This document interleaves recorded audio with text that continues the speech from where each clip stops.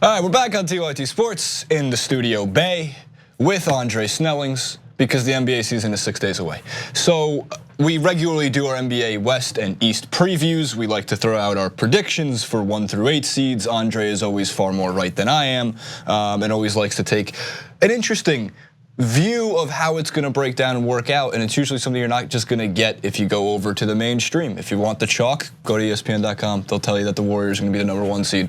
I'm probably gonna tell you the same thing too. However, Andre, first off, welcome back. How you doing? Doing good. Good to be here. We have like an hour and 15 minutes to talk straight about basketball, so let's see if we can keep it to an hour and 15 minutes. That's the goal. I think we're capable. We could just talk for 6 days straight. 6 days straight. I could do that. Till tip off. We could do this. We're starting with the West because we want to throw ourselves into the fire immediately. We're not going to work our way up to it. It is obviously the more powerful conference with all the movement that has gone down in this offseason. It's unbelievable to think we're finally here. There's been a lot of preseason basketball with some very fun moments, like Carmelo Anthony screaming, "Get the fuck out of here, this is my rebound." There's a whole compilation tape of that. We've seen some of what Chris Paul and James Harden look like on the same floor. We have seen what the new look Minnesota Timberwolves have kind of looked like, even the Los Angeles Lakers and the Clippers. We've seen a lot of fun takeaways, the rise of possibly Kyle Kuzma. All in all, it's just preseason basketball. It's just exhibition basketball. So when it comes down to the regular season, Andre, if you'd like to get us started, let's work from the bottom up. Let's start with, the bottom half of the playoff bracket. So 5, 6, 7, and 8. Who do you got sitting in that portion of your standings? You're starting with the more difficult part. So if we're going 5 through 8, in my 5 slot, I've got a bit of a homer pick, but I'm going with the Timberwolves in the 5 slot. I've currently got. I go back and forth with these two, but I've got the Jazz in the 6th spot. I like my man Gobert. I think he's going to be an anchor for him. I've got Dame and the Trailblazers in the 7th spot. And then my 8th spot is almost a free-for-all. Right now, I'm gonna go with my twin Kentucky Towers. I'm gonna go with the Pelicans to hold off the Clippers and the Nuggets for that 8th spot. Very, very interesting. So we have some differences. So before I get to mine, let's start with your T-Wolves. We'll make it a little bit easy. Obviously a retooled team. One of their biggest weaknesses last year wasn't just defense, it was holding leads. In the second half, they would come out storming. They'd have 15, 20-point leads on multiple occasions, and it would break down. Teams would climb back in the 3rd quarter and the 4th quarter, and they dropped a lot of those major league games. Now with Jeff Teague, who in any strong system has shown that he absolutely can be a point guard maestro for a winning team. It worked out well with multiple teams that he's played for in the past. And of course, adding Jimmy Butler, slept on as one of the 3 best two-way guards in the league, 4 best two-way guards in the league. And of course, the silent MVP pick that I think not enough people are taking at 33-1 odds, Karl Anthony Towns. Why will your Timberwolves hold off the Jazz, the Blazers, the Pelicans, the Clippers, the Grizzlies in the Western Conference as the 5th seed? You did a good job of kind of laying out the situation. I think the Timberwolves have been on people's radars for the last couple of years because they, had back-to-back rookies of the year in Wiggins and then Towns, and that made people feel like, okay, well, they have this exciting young foundation. Well, they didn't know how to win yet, and it's really hard for young teams to learn how to win. So when you put together a veteran backcourt like Teague and Butler that have been around the block, that have been there, that will be controlling the ball pretty much, 90% of the time. I think it really kind of puts a steady hand on the tiller, and helps the young talent to be able to reach its limits and be able to hold those leads that they used to kind of blow. The big questions for me with the Timberwolves, and it's going to ultimately decide where they end up, is can the young talent learn to play winning roles? Like Karl Anthony Towns is a fantasy beast. He's putting up numbers that the people haven't seen in a while from the big man. But can he play defense? Can he be the defensive anchor? Because that's what will make him a Hall of Famer, and that's what would make the Timberwolves contenders. Andrew Wiggins, I've written about him a few times, how he's a good scorer, but he hasn't done much else. Well, now that he's on a team, they don't need him to score like that. Can he adjust his game?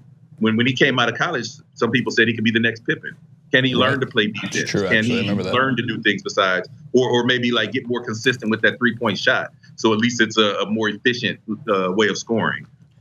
So that's kind of things I'm looking for. Right. I think what's so interesting is there's going to be a lot of focus on the star power. Obviously, they're going to be one of the league pass teams that you got to watch every single day. Having said that, I think a lot of it's going to come down to the depth. I think what you're getting to as well. My extreme bias for Jamal Crawford being my favorite basketball player, or one of them aside, I think a lot of it comes down to the play of Taj Gibson, Georgie Dang, Cole Aldrich. Is how much could the bench carry the team, or at least just not carry, I should say hold over until you can get those guys back in, because we do know Tibbs' history of playing, well, Karl Anthony Towns will play about 51 minutes a game if that was even possible. All in all, I have the Timberwolves as the 6th seed, so I'm not that far off from you. One of the major differences we have is that you have the Pelicans in the playoffs, and you have the Jazz in the playoffs, and it does crush me to take the Jazz out. It's not that just the absence of Gordon Hayward going over to Boston. I love Rudy Gobert. I think Rudy Gobert was an All-NBA first-team player last year. I thought there was every argument in the world for that, as defense should be more prized, or at least equally prized to offense. I have the Nuggets all the way up at the 5 seed as my big contrarian pick, I guess. I just like what they've done to retool. I think that Paul Millsap is a very underrated passer, and they were very weak defensively last year. Another player who can come in and kind of be a mini enforcer, whereas Kenneth Faried now has a very much a bench role, which he was born for, born to be off the bench, to play those 20 minutes and be the true enforcer. Like, you would want Kenneth Faried to play in the 90s. That's a guy that you would have. He could be the next coming of Charles Oakley if we allowed it in the NBA today. So those are two of the big differences. I have the Nuggets as the 5 seed, and then I have the Clippers sneaking in at 41 and 41 with Point Blake as another person, by the way. If stats are going to get you an MVP award, Blake Griffin's going to put up some numbers this year. So I'm curious as to, I want to go back to your Pelicans pick as the 8th seed sneaking in, which you is a free-for-all, which we all pretty much agree. 7 through 10 in the West should be a free-for-all. It's going to be a race to 500, and usually 42 wins might just get you in, should get you in, but it might just do it in the West. Do you think the Rondo addition, or at least the Rondo absence now for 4 to 6 weeks, I think they said, is going to have a major effect on DeMarcus Cousins and Anthony Davis? Do you think these two only needed just half a season to get the chemistry down? Obviously, the talent is there. Could you go on as to why the Pelicans will make the 8th seed? It all starts in the middle, right? It all starts with Anthony Davis and DeMarcus Cousins. Like you said, we got to see them last year. I was never sure whether it was a mesh that would work or not. It at least worked for their fantasy numbers, but they started off, they lost their first 5 or 10 games together. But then they actually kind of got to be competitive as a unit. They seemed to learn how to work together. So I think that will be the key. You mentioned Rondo. I'm always iffy on Rondo because I think we all are as a society. I think we're iffy on Rondo. Yeah, but see, even back in the days, in the Celtics days, when as a society, I think there was more of a push to like, hey, this guy is a young star. He was making the All-Star teams and all.